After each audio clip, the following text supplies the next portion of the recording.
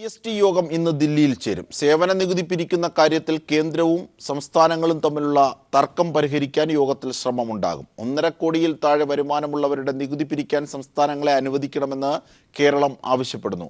ഗുജറാത്ത് ഉൾപ്പെടെയുള്ള സംസ്ഥാനങ്ങൾ കേരളത്തിന്റെ നിർദ്ദേശത്തെ പിന്തുണയ്ക്കും. ഭോപ്പാലിൽ മലയാളി സംഘടനകളുടെ സ്വീകരണ പരിപാടിക്കെത്തിയ മുഖ്യമന്ത്രി പിണറായി വിജയനെ അവിടുത്തെ പോലീസ് തടഞ്ഞ സംഭവത്തിൽ പ്രതിഷേധം വ്യാപകമാകുന്നു. RSSുകാർ പിണറായിയെ തടയുമെന്ന് ചൂണ്ടിക്കാട്ടിയായിരുന്നു സുരക്ഷാ കാരണങ്ങൾ പറഞ്ഞ് പോലീസിന്റെ നടപടി. സംഭവം വിവാദമായതോടെ മധ്യപ്രദേശ് സർക്കാർ ക്ഷമ ചോദിച്ചു. സംഭവത്തിൽ കക്ഷിഭേദമന്യേ പ്രതിഷേധമുയർന്നു. അഖിലേന്ത്യാ ജനാധിപത്യ മഹിളാ അസോസിയേഷന്റെ സമ്മേളനത്തിൽ പങ്കെടുത്ത ശേഷം വൈകിട്ട് മലയാളി സംഘടനകൾ സംഘടിപ്പിച്ച പൊതുപരിപാടിയിൽ പങ്കെടുക്കാനെത്തിയ മുഖ്യമന്ത്രിയെയാണ് മധ്യപ്രദേശ് പോലീസ് വിലക്കിയത്. താമസിച്ച ഹോട്ടലിൽ നിന്ന് പരിപാടി നടക്കുന്ന BSS ഗ്രൗണ്ടിലേക്ക് പോകുന്നതിനിടെയാണ് പോലീസിന്റെ നടപടിയുണ്ടായത്. RSSുകാർ പ്രതിഷേധിക്കുമെന്നും സുരക്ഷാ പ്രശ്നങ്ങൾ ഉണ്ടെന്നുമായിരുന്നു പോലീസിന്റെ വിശദീകരണം. ഇതേ തുടർന്ന് മുഖ്യമന്ത്രി പരിപാടിയിൽ പങ്കെടുക്കാതെ തിരികെ പോയി. സംഭവം വിവാദമായതിനെ തുടർന്ന് മധ്യപ്രദേശ് സർക്കാർ ഖേദപ്രകടനവുമായെത്തി. മധ്യപ്രദേശ് മുഖ്യമന്ത്രി ശിവരാജ് സിംഗ് ചൗഹാൻ മുഖ്യമന്ത്രിയെ ഫോണിൽ വിളിച്ച് ക്ഷമാപണം അറിയിച്ചു. സംസ്ഥാന പോലീസ് മേധാവിയും ഭോപ്പാൽ ജില്ലാ കളക്ടറും മുഖ്യമന്ത്രിയെ നേരിട്ട് കണ്ട് ക്ഷമ ചോദിച്ചു. മുഖ്യമന്ത്രിയെ തടഞ്ഞ നടപടി ഫാഷിസ്റ്റ് അക്രമമെന്ന് CPIM സംസ്ഥാന സെക്രട്ടറി കോടിയേരി ബാലകൃഷ്ണൻ പറഞ്ഞു. കേന്ദ്ര ക്യാബിനറ്റ് പദവിയിലുള്ള ഒരു സംസ്ഥാന മുഖ്യമന്ത്രിക്ക് മറ്റൊരു സംസ്ഥാനത്തൊരു പരിപാടിയിൽ പങ്കെടുക്കാൻ സാധിക്കാത്തൊരവസ്ഥ ഇന്ത്യയുടെ ചരിത്രത്തിൽ ആദ്യമായിട്ടാണ് സംഭവിച്ചിരിക്കുന്നത്. RSSന്റെ അസഹിഷ്ണുതയുടെ ഏറ്റവും വലിയ ഒരു പ്രതിഫലനമാണ്. ആ പരിപാടി സ്ഥലത്ത് പോകാൻ അനുവദിക്കാതെ തടഞ്ഞ നടപടി ഇത് അത്യന്തം പ്രതിഷേധാർഹമാണ്. കേരളത്തിൽ ഇന്ത്യയിലുടനീളം ഇതിനെതിരായ ശക്തമായ പ്രതിഷേധം ഉയർന്നു വരും. സംഭവത്തിൽ CPIM സംസ്ഥാന സെക്രട്ടേറിയറ്റ് പ്രതിഷേധമറിയിച്ചു. പ്രതിഷേധ പരിപാടികളും പ്രകടനവും നടത്താനും CPIM തീരുമാനിച്ചിട്ടുണ്ട്. മുഖ്യമന്ത്രിക്കെതിരെ നടന്ന ജനാധിപത്യ വിരുദ്ധ നടപടിയിൽ കേരളീയർ ഒന്നടങ്കം പ്രതിഷേധിക്കണമെന്ന് ജനാധിപത്യ മഹിളാ അസോസിയേഷൻ ആവശ്യപ്പെട്ടു. കേരള ജനത ഒറ്റക്കെട്ടായിട്ട് RSSന്റെയും BJPയുടെയും ഈ ജനാധിപത്യ ധ്വംസനം, ജനാധിപത്യ മര്യാദ കാറ്റിൽ പറത്തുന്ന ഈ ഒരു സമീപനം അങ്ങേയറ്റം അപലപിക്കണം. BJPയുടെയും RSSന്റെയും അസഹിഷ്ണുതയാണ്. News desk. കൊച്ചി മെട്രോ അവലോകന യോഗം ഇന്ന് കൊച്ചിയിൽ ചേരും. മുഖ്യമന്ത്രി പിണറായി വിജയന്റെ സാന്നിധ്യത്തിലാണ് യോഗം. മെട്രോ കാക്കനാട്ടേക്ക് നീട്ടുന്നത് സംബന്ധിച്ചും ഇതുവരെയുള്ള നിർമ്മാണ പുരോഗതിയും യോഗം വിലയിരുത്തും. യോഗത്തിൽ മെട്രോ പദ്ധതി നടത്തിപ്പിൽ കുടുംബശ്രീയെ പങ്കാളിയാക്കുന്നതിനുള്ള ധാരണാപത്രത്തിലും ഒപ്പുവയ്ക്കും. ടിക്കറ്റിംഗ്, കസ്റ്റമർ റിലേഷൻസ്, ക്യാൻറ്റീൻ നടത്തിപ്പ് എന്നിവ കുടുംബശ്രീയെ ഏൽപ്പിക്കാനാണ് തീരുമാനം. മന്ത്രി KT Jaleel, E Sreedharan, KMRL, DMRC ഉന്നത ഉദ്യോഗസ്ഥർ തുടങ്ങിയവരും യോഗത്തിൽ പങ്കെടുക്കും. DCC പുനഃസംഘടനയിൽ അതൃപ്തി പ്രകടമാക്കി മുൻ മുഖ്യമന്ത്രി ഉമ്മൻചാണ്ടി. തന്റെ അഭിപ്രായം പാർട്ടി നേതൃത്വത്തെ അറിയിക്കുമെന്നും അതൃപ്തി ഉണ്ടോ എന്നത് മാധ്യമങ്ങളോട് പറയേണ്ടതില്ലെന്നും ഉമ്മൻചാണ്ടി തുറന്നടിച്ചു. പാർട്ടി പ്രവർത്തകർ ആഗ്രഹിക്കുന്നത് സംഘടനാ തെരഞ്ഞെടുപ്പാണെന്നും അർഹതയുള്ളവർ ധാരാളമുണ്ടെന്നും അദ്ദേഹം പറഞ്ഞു. പുതിയ DCC അധ്യക്ഷന്മാരെ തെരഞ്ഞെടുത്തപ്പോൾ A ഗ്രൂപ്പിനെ വെട്ടിനിരത്തിയതിലുള്ള അതൃപ്തി വ്യക്തമാക്കിയാണ് ഉമ്മൻചാണ്ടിയുടെ പ്രതികരണം. പുനഃസംഘടനയിൽ അതൃപ്തിയുണ്ടോ എന്ന ചോദ്യത്തിന് അദ്ദേഹത്തിന്റെ മറുപടി ഇങ്ങനെയായിരുന്നു. അത് മാധ്യമങ്ങളുമായിട്ട് പങ്കുവെക്കാനുള്ളതല്ല. അതിൻ്റെ അഭിപ്രായം ഞാൻ പാർട്ടി നേതൃത്വത്തെ അറിയിക്കും. അർഹതയുള്ളവർ ധാരാളമുണ്ടെന്നും പാർട്ടി പ്രവർത്തകർ ആഗ്രഹിക്കുന്നത് സംഘടനാ തെരഞ്ഞെടുപ്പാണെന്നും അദ്ദേഹം പറഞ്ഞു. കോൺഗ്രസ് പാർട്ടി നേതാക്കന്മാരുടെ പാർട്ടിയാണ്. ധാരാളം പേര് അർഹതയുള്ളവരുണ്ട്. പിന്നെ പാർട്ടി പ്രവർത്തകർ ആഗ്രഹിക്കുന്നത് സംഘടനാ തെരഞ്ഞെടുപ്പാണ്. ഇനി അങ്ങോട്ടുള്ള കാര്യങ്ങളിൽ സംഘടനാ തെരഞ്ഞെടുപ്പ് നടത്തി കാര്യങ്ങൾ മുമ്പോട്ട് പോകണം എന്നുള്ള അഭിപ്രായം ഞാൻ നേരത്തെ തന്നെ നേതൃത്വത്തെ അറിയിച്ചിട്ടുണ്ട്. പുതിയ DCC അധ്യക്ഷന്മാരിൽ 4 പേർ മാത്രമാണ് A ഗ്രൂപ്പിൽ നിന്നുള്ളത്. ഹൈക്കമാൻഡ് തങ്ങളെ തഴഞ്ഞതിൽ ഗ്രൂപ്പിൽ അതൃപ്തി പുകയുകയാണ്. ഇക്കാര്യം ഹൈക്കമാൻഡിനെ അറിയിക്കാനുള്ള ആലോചനയിലാണ് ഗ്രൂപ്പ് നേതൃത്വം. പാർട്ടി പരിപാടികളിൽ നിന്ന് വിട്ടുനിൽക്കാനും ആലോചനയുണ്ട്. പുനഃസംഘടനയെ ചൊല്ലി വരും ദിവസങ്ങളിൽ കോൺഗ്രസിൽ ഗ്രൂപ്പ് പോര് മുറുകുമെന്ന് വ്യക്തമാക്കുന്നതാണ് ഉമ്മൻചാണ്ടിയുടെ വാക്കുകൾ. News bureau, Thiruvananthapuram. People TV exclusive. 2 വർഷം മുമ്പ് ശബരിമല മണ്ഡല മകരവിളക്ക് തീർത്ഥാടന കാലത്തെ കുത്തക ലേലക്രമക്കേടുമായി ബന്ധപ്പെട്ട ജുഡീഷ്യൽ അന്വേഷണ റിപ്പോർട്ടും ദേവസ്വം ബോർഡ് അധികൃതർ അട്ടിമറിച്ചു. 2012 ശബരിമല എക്സിക്യൂട്ടീവ് ഓഫീസറും ഇപ്പോഴത്തെ ദേവസ്വം സെക്രട്ടറിയുമായ VS ജയകുമാർ അടക്കമുള്ളവർക്കെതിരായ അന്വേഷണ റിപ്പോർട്ടാണ് അട്ടിമറിച്ചത്. 2012 മണ്ഡല മകരവിളക്കുത്സവകാലത്ത് നടന്ന കുത്തക ലേലവുമായി ബന്ധപ്പെട്ട കോടികളുടെ അഴിമതി നടന്നുവെന്നും കുറ്റക്കാർക്കെതിരെ കർശന നടപടി കൈക്കൊള്ളണമെന്നും ചൂണ്ടിക്കാണിച്ച് റിട്ടയർഡ് സെഷൻസ് ജഡ്ജി പ്രേമചന്ദ്രൻ സമർപ്പിച്ച റിപ്പോർട്ടാണ് ദേവസ്വം ബോർഡ് അധികൃതരും മുൻ UDF സർക്കാരും മുക്കിയത്. സുമംഗലി കല്യാണ മണ്ഡപത്തിൽ 2012 ശബരിമല എക്സിക്യൂട്ടീവ് ഓഫീസറായിരുന്ന ജയകുമാറിന്റെ നേതൃത്വത്തിൽ നടത്തിയ കുത്തക ലേലത്തിൽ തിരുവിതാംകൂർ ദേവസ്വം ബോർഡിന് 3,84,57,413 രൂപയുടെ നഷ്ടം സംഭവിച്ചതായി അന്വേഷണത്തിൽ കണ്ടെത്തിയിരുന്നു. 2011 24 ഇനങ്ങളുടെ കുത്തകലേലത്തിൽ 9,79,15,785 രൂപ ബോർഡിന് ലഭിച്ചുവെങ്കിൽ 2012 ആയപ്പോൾ കരാർ തുക 5,94,58,372 രൂപയായി കുറഞ്ഞുവെന്നും ജുഡീഷ്യൽ അന്വേഷണത്തിൽ കണ്ടെത്തി. തുടർന്ന് 3.5 കോടിയിലേറെ രൂപയുടെ അഴിമതിക്ക് ഉത്തരവാദികളായവർക്കെതിരെ കർശന നടപടി വേണമെന്ന് കാണിച്ച് ശുപാർശ ചെയ്ത റിപ്പോർട്ടിൽ പക്ഷേ നടപടി മാത്രമുണ്ടായില്ല. മുൻ ദേവസ്വം മന്ത്രി VS ശിവകുമാറിന്റെ സഹോദരനായ ജയകുമാറിനെതിരെ ശബരിമല എക്സിക്യൂട്ടീവ് ഓഫീസർ അഴിമതി ആരോപണം ഉയർന്നിരുന്നെങ്കിലും മന്ത്രി സഹോദരൻ എന്ന പരിഗണനയിൽ ഒന്നും അന്വേഷിക്കാൻ UDF സർക്കാർ തയ്യാറായുമില്ല. അതിനിടെ ദേവസ്വം സെക്രട്ടറിക്കെതിരെ വിജിലൻസിന്റെ ത്വരിതാന്വേഷണ റിപ്പോർട്ട് 4 മാസം കഴിഞ്ഞിട്ടും സമർപ്പിക്കാത്തത് പിന്നിലും കോൺഗ്രസ് നേതൃത്വമാണെന്ന ആക്ഷേപം ഉയർന്നിട്ടുണ്ട്. ദേവസ്വം വിജിലൻസ് മുൻ SP ഗോപാലകൃഷ്ണപിള്ളയാണ് ജയകുമാറിനെതിരായ അഴിമതി ആരോപണം സംബന്ധിച്ച് അന്വേഷിച്ച് റിപ്പോർട്ട് നൽകിയത്. ഇതിലാണ് ത്വരിതാന്വേഷണം നടക്കുന്നതും. മണ്ഡല മകരവിളക്കുത്സവവുമായി ബന്ധപ്പെട്ട ശബരിമലയിലേക്ക് പാത്രങ്ങൾ വാങ്ങിയ സംഭവത്തിൽ നിലവിലെ ദേവസ്വം സെക്രട്ടറിക്കെതിരെ അച്ചടക്ക നടപടി കൈക്കൊള്ളാനുള്ള റിപ്പോർട്ടും ബോർഡ് ഉന്നതർ ചേർന്ന് പൂഴ്ത്തിവെച്ചു. വിജേഷ് നടുവിൽ, സന്നിധാനം. സാങ്കേതിക സർവകലാശാലയിലെ വിദ്യാർത്ഥി പ്രവേശനത്തിൽ വൻ തിരിമറി. എൻട്രൻസ് ജയിക്കാത്ത നിരവധി വിദ്യാർത്ഥികൾ എഞ്ചിനീയറിംഗ് പഠിക്കുന്നതായി കണ്ടെത്തൽ. 2014 മുതൽ നിരവധി വിദ്യാർത്ഥികൾ ഇത്തരത്തിൽ അഡ്മിഷൻ നേടിയതായി സംശയം. AICTE അംഗീകാരം വാങ്ങാതെയാണ് കോളേജുകൾ ക്രമക്കേട് നടത്തുന്നത്. അനധികൃതമായ വിദ്യാർത്ഥി പ്രവേശനത്തിന് സർവകലാശാല അധികാരികൾ ഒത്താശ ചെയ്യുന്നതായി സംശയം. എൻട്രൻസ് ജയിക്കാത്തവരുടെ എഞ്ചിനീയറിംഗ് പ്രവേശനം റദ്ദാക്കണമെന്ന് ജെയിംസ് കമ്മിറ്റി ആവശ്യപ്പെട്ടു. സാങ്കേതിക സർവകലാശാലയുടെ കീഴിൽ 13 എഞ്ചിനീയറിംഗ് കോളേജുകൾക്ക് ജെയിംസ് കമ്മിറ്റി നോട്ടീസും അയച്ചു. People TV. Non residence Kerala അഥവാ NRK അഡ്മിഷൻ എന്ന പേരിലാണ് സാങ്കേതിക സർവകലാശാലയിലെ വിദ്യാർത്ഥി പ്രവേശനത്തിൽ വൻ തിരിമറി നടക്കുന്നത്. എൻട്രൻസ് ജയിക്കാത്ത നിരവധി വിദ്യാർത്ഥികൾ എഞ്ചിനീയറിംഗ് പഠിക്കുന്നതായി ജെയിംസ് കമ്മിറ്റി കണ്ടെത്തി. AICTE അംഗീകാരമുള്ള കോളേജുകൾക്ക് മാത്രമേ NRI പ്രവേശനം നടത്താൻ കഴിയൂ എന്നിരിക്കെ NRK അഡ്മിഷൻ എന്ന പേരിലാണ് എൻട്രൻസ് എഴുതാത്ത വിദ്യാർത്ഥികളെ സ്വകാര്യ കോളേജുകൾ പിൻവാതിലൂടെ പ്രവേശിപ്പിക്കുന്നത്.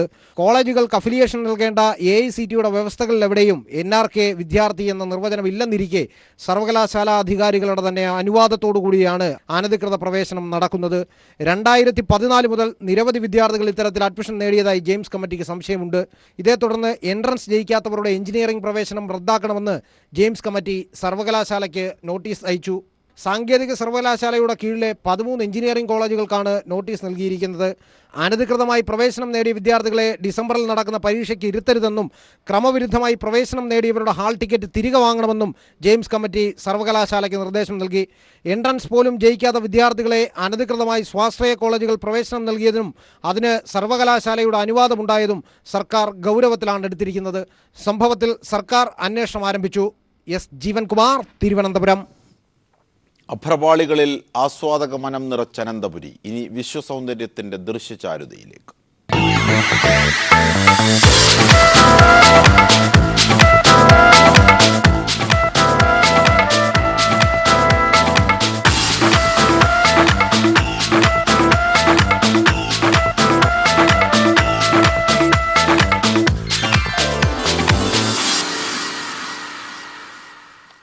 ഇരുപത്തിയൊന്നാമത് രാജ്യാന്തര ചലച്ചിത്രമേള ഇന്ന് 3ാം ദിനത്തിൽ. ആകെ 63 ചിത്രങ്ങളാണ് ഇന്ന് പ്രേക്ഷകർക്ക് മുന്നിലെത്തുക. മത്സര വിഭാഗത്തിൽ വിധു വിൻസെന്റിന്റെ മലയാള ചിത്രം മാൻഹോൾ ഇന്ന് പ്രദർശിപ്പിക്കും. ആദ്യമായാണ് ഒരു സ്ത്രീ സംവിധായികയുടെ മലയാള ചിത്രം മത്സര വിഭാഗത്തിൽ പ്രദർശിപ്പിക്കുന്നത്. മേളയിലെ താരമായ കിം കിദുക്കിന്റെ ചിത്രം ദി നൈറ്റും പ്രേക്ഷകർക്ക് മുന്നിലെത്തും. രാജ്യാന്തര ചലച്ചിത്രമേളയ്ക്ക് ഹരം പകർന്ന നാടൻ കലാമേള. രശ്മി സതീഷിന്റെ രസ ബാൻഡ് അവതരിപ്പിച്ച നാടൻ പാട്ടുകളോടെയാണ് നാടൻ കലാമേളയ്ക്ക് അരങ്ങുണർന്നത്.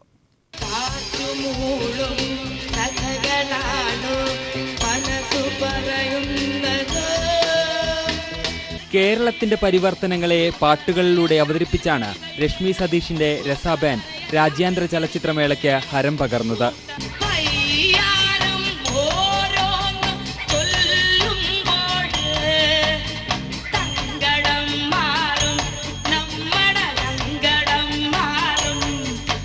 പരിഷ്കരണം, ആഗോളവൽക്കരണം തുടങ്ങി കേരളത്തിന്റെ കാലഗതിയെ സ്വാധീനിച്ച മാറ്റങ്ങളെ സൂചിപ്പിക്കുന്നതായിരുന്നു പാട്ടുകൾ.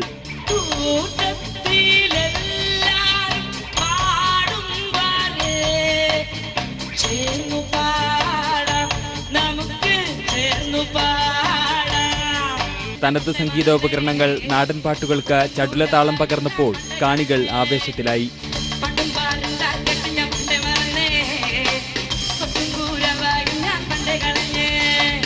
വജ്രകേരളം ആഘോഷങ്ങളുടെ ഭാഗമായാണ് IFFKയുടെ പ്രധാന വേദിയായ ടാഗോർ തിയേറ്ററിൽ നാടൻ കലാമേള അരങ്ങേറുന്നത്. News bureau, Thiruvananthapuram.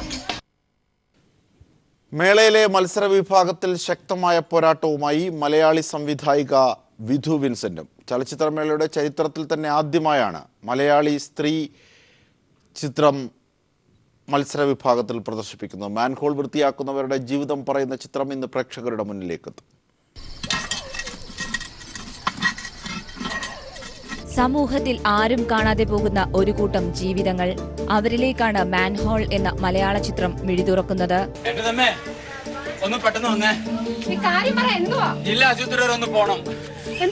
Malayali സംവിധായിക Vidhu വിൻസെന്റിന്റെ manhole എന്ന ചിത്രം ചരിത്രമെഴുതിയാണ് 21ാമത് രാജ്യാന്തര ചലച്ചിത്രമേളയിലെ മത്സര വിഭാഗത്തിൽ പ്രദർശിപ്പിക്കുന്നത്.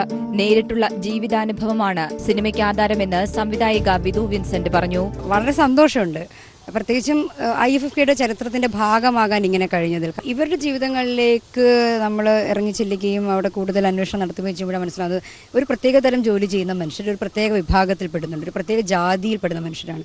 ഇവർ അനുഭവിക്കുന്ന ഒരു സോഷ്യൽ ട്രോമ എന്താണ്, സോഷ്യൽ ഏലിനേഷൻ എങ്ങനെയാണ്. മാനുവൽ സ്കാവഞ്ചിങ് എന്ന് പറയുന്നത് ഇപ്പോഴും എക്സിസ്റ്റ് ചെയ്യുന്നു എന്നുള്ളതാണ് നമ്മൾ അന്ന് പറയാൻ ശ്രമിച്ചത്. മാൻഹോൾ വൃത്തിയാക്കുന്ന അയ്യപ്പസ്വാമി, വീട്ടുജോലിക്കാരിയായ പാപ്പാത്തി, മകൾ ശാലിനി എന്നിവരിലൂടെയാണ് ചിത്രം സഞ്ചരിക്കുന്നത്. അവരുടെ ജാതിയും പശ്ചാത്തലവും അറിയുന്നവർ സമൂഹത്തിൽ നിന്നും അവരെ അകറ്റി നിർത്തുന്നു. 21ാം നൂറ്റാണ്ടിൽ നിലനിൽക്കുന്ന തൊട്ടുകൂടായ്മയെയാണ് ചിത്രം വരച്ചുകാട്ടുന്നത്. അതിന് നമുക്കാരാടി വേറെ പണി തരാം? ഇത് സർക്കാർ ജോലിയല്ലേ, നിങ്ങൾ ഈ ജോലിയൊക്കെ തന്നെയല്ലേ ചെയ്തോണ്ടിരിക്കുന്നത്? സർക്കാർ രേഖകൾ പ്രകാരം കേരളത്തിൽ മാനുവൽ സ്കാവഞ്ചേഴ്സ് ഇല്ല.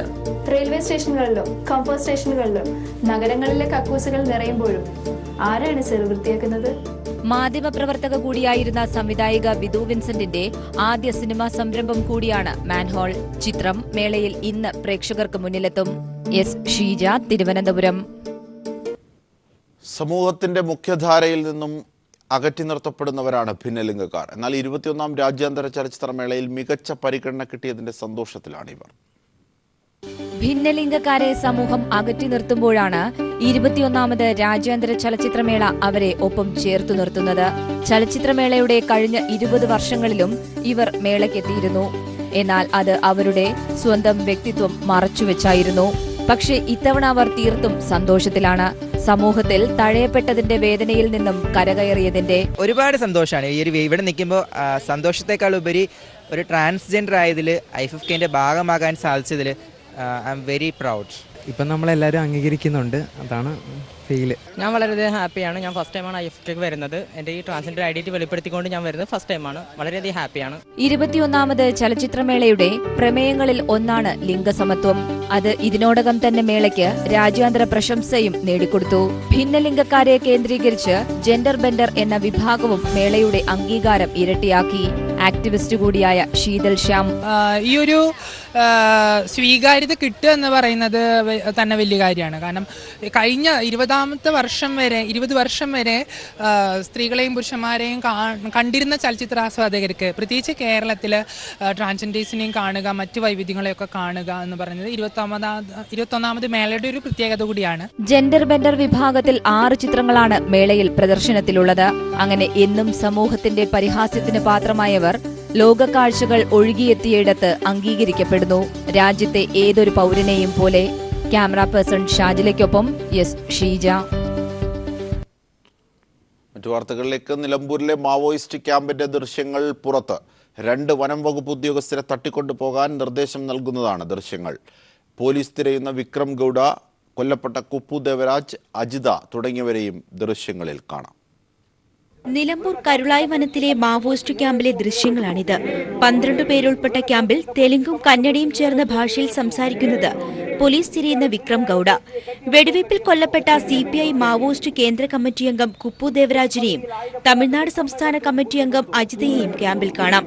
നിലമ്പൂർ മേഖലയിൽ നിന്നും 2 വനംവകുപ്പ് ഉദ്യോഗസ്ഥരെ തട്ടിക്കൊണ്ടുപോവാൻ പദ്ധതിയിട്ടെന്ന വിവരങ്ങൾ വിക്രം ഗൌഡ ക്യാമ്പിൽ പങ്കുവയ്ക്കുന്നു.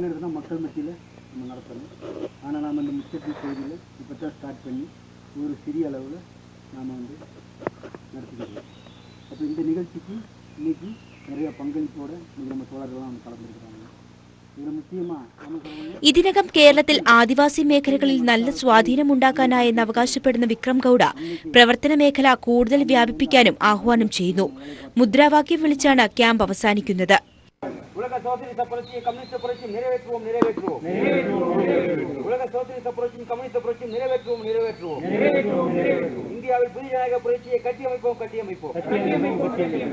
പോലീസ് വെടിവയ്പ്പിന് 3 ആഴ്ച മുൻപ് നടന്നതാണ് ഈ ക്യാമ്പെന്ന് പോലീസ് കരുതുന്നു. കുപ്പു ദേവരാജും സംഘവും ഉപയോഗിച്ചിരുന്ന ലാപ്ടോപ്പിൽ നിന്നാണ് ദൃശ്യങ്ങൾ പോലീസിന് ലഭിച്ചത്. News bureau, Malappuram. വാർത്തകളിലേക്ക്. കൊല്ലം കോർപ്പറേഷനിലെ തേവള്ളി ഡിവിഷനിലെ ഉപതെരഞ്ഞെടുപ്പിൽ UDF സ്ഥാനാർത്ഥിക്കെതിരെ റിബൽ UDF സ്ഥാനാർത്ഥി മത്സരരംഗത്ത്. RSP സ്ഥാനാർത്ഥിക്കെതിരെയാണ് കോൺഗ്രസിന്റെ റിബൽ സ്ഥാനാർത്ഥി മത്സരിക്കുന്നത്. തേവള്ളിയിലെ കൗൺസിലർ അപകടത്തിൽ മരിച്ചതിനെ തുടർന്നാണ് ഉപതെരഞ്ഞെടുപ്പ് നടക്കുന്നത്. UDFന് വേണ്ടി RSP സ്ഥാനാർത്ഥി S. ലക്ഷ്മിയാണ് മത്സരിക്കുന്നത്. കൊല്ലം DCCയിൽ വെച്ച് സ്ഥാനാർത്ഥിയെ ഔദ്യോഗികമായി പ്രഖ്യാപിക്കുകയും ചെയ്തു. ഒപ്പം പ്രചരണവും തുടങ്ങി. ലക്ഷ്മി എഞ്ചിനീയറിംഗ് വിദ്യാർത്ഥിനിയാണ്. എന്നാൽ റിബൽ സ്ഥാനാർത്ഥിയായി മത്സരിക്കുന്ന തേവള്ളിയിലെ മുൻ കൗൺസിലറിന്റെ ഭാര്യ ഗീതാ ദേവകുമാർ UDF സ്ഥാനാർത്ഥിയേക്കാൾ പ്രചരണത്തിൽ ഒരുപടി മുന്നോട്ട് പോയി കഴിഞ്ഞു. ഇക്കാര്യം ചൂണ്ടിക്കാട്ടിയപ്പോൾ കൊല്ലം DCC പ്രസിഡന്റ് കൊടിക്കുന്നിൽ സുരേഷിന്റെ പ്രതികരണം ഇങ്ങനെ: UDFന്റെ റിബൽ സ്ഥാനാർത്ഥി ഉണ്ടാകത്തില്ല. UDFന്റെ ആരെങ്കിലും റിബലായിട്ട് വന്നാൽ അവരെ നടപടിയെടുത്ത് പുറത്താക്കും. അവർ ഒരിക്കലും UDF ആണെന്ന് പറയാൻ പറ്റത്തില്ല. നോമിനേഷൻ കൊടുക്കുന്നവരെ ആർക്കും സ്ഥാനാർത്ഥി ആകാൻ താല്പര്യം പ്രകടിപ്പിക്കാം. പക്ഷെ ഒരു തീരുമാനമെടുത്ത് നോമിനേഷൻ കൊടുത്തു കഴിഞ്ഞാൽ പിന്നെ ആരെങ്കിലും അതിന് വിരുദ്ധമായി മത്സരിക്കാൻ വന്നാൽ അവരുടെ പേരിൽ നടപടിയെടുക്കുക, അവരെ പുറത്താക്കുക എന്നുള്ളതാണ്.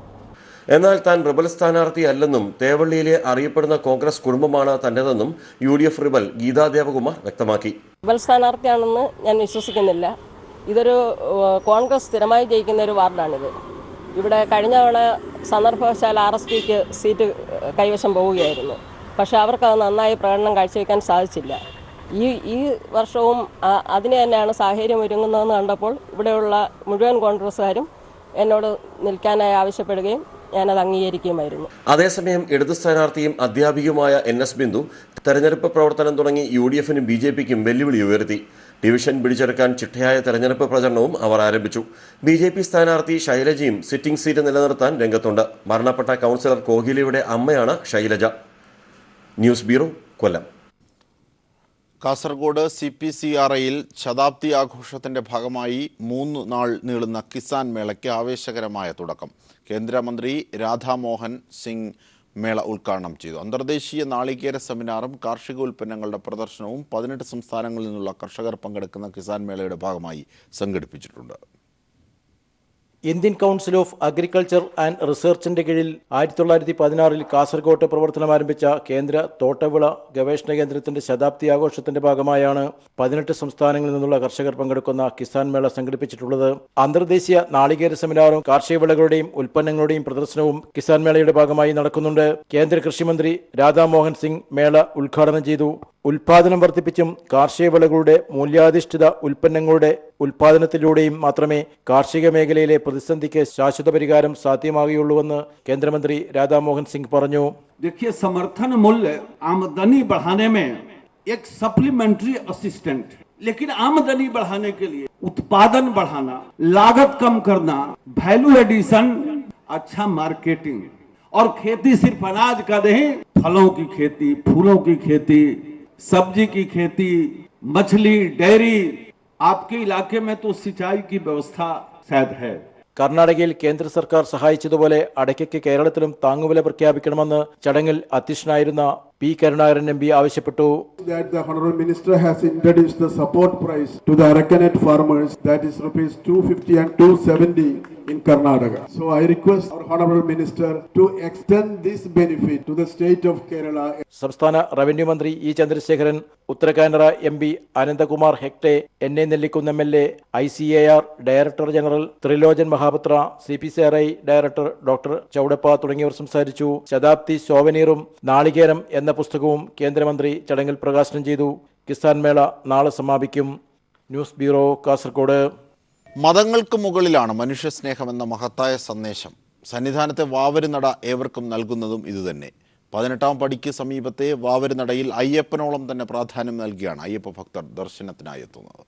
മനുഷ്യരെല്ലാം ഒന്നാണെന്നും മതത്തിന്റെ പേരിലോ ജാതിയുടെ പേരിലോ യാതൊരു വേർതിരിവും പാടില്ലെന്ന സന്ദേശവുമാണ് സന്നിധാനത്തെ വാവരുനട നൽകുന്നത്. സന്നിധാനത്ത് 18ാം പടിക്ക് സമീപമാണ് വാവരുനടയുടെ സ്ഥാനം. ഒരു വേള ശത്രുവായിരുന്ന വാവരെ അയ്യപ്പൻ യുദ്ധത്തിലൂടെ തോൽപ്പിച്ചെന്നും നല്ല പോരാളിയായിരുന്ന വാവരെ അയ്യപ്പൻ സുഹൃത്താക്കിയെന്നുമാണ് ഐതിഹ്യം. ശബരിമലയിൽ തന്റെ സമീപത്ത് ഇരിപ്പിടവും നൽകിയാണ് അയ്യപ്പൻ വാവരെ ആദരിച്ചതും. നിലവിലെ സാഹചര്യത്തിൽ അയ്യപ്പനും വാവരും തമ്മിലുള്ള ബന്ധത്തിന് വലിയ പ്രാധാന്യമാണുള്ളത്. ഇന്ന് ലോകത്തിൽ നടക്കുന്ന എല്ലാ ദോഷവശങ്ങൾക്കും വേണ്ട ഒരു പരിഹാരമാർഗമായിട്ടുള്ള ജാതിയോ മതമോ ഭേദമില്ലാത്ത രീതിയിൽ മനുഷ്യ സമൂഹം ഇവിടെ എത്തിക്കൊണ്ടിരിക്കുകയാണ്. തീർച്ചയായിട്ടും തീവ്രമായിട്ടുള്ള ചിന്താഗതികളോ തീവ്രമായിട്ടുള്ള മാറ്റുള്ള ഭാഗങ്ങളോ നാം ചിന്തിക്കാതെ നാം ഒന്നാണെന്ന് മനസ്സിലാക്കുക. അയ്യപ്പ ദർശനത്തിനെത്തുന്നവർ വാവരുസ്വാമിയെയും വണങ്ങിയാണ് സാധാരണ മലയിറങ്ങാറുള്ളൂ. പൂജിച്ച അരിയും കുരുമുളകും ഭസ്മവുമാണ് ഇവിടുത്തെ പ്രധാന പ്രസാദം. അയ്യപ്പനും വാവരും വർഷങ്ങൾക്ക് മുമ്പേ നൽകിയ സന്ദേശമാണ് മതങ്ങൾക്കപ്പുറത്ത് മനുഷ്യ സൗഹൃദം വളരണം എന്നുള്ളത്.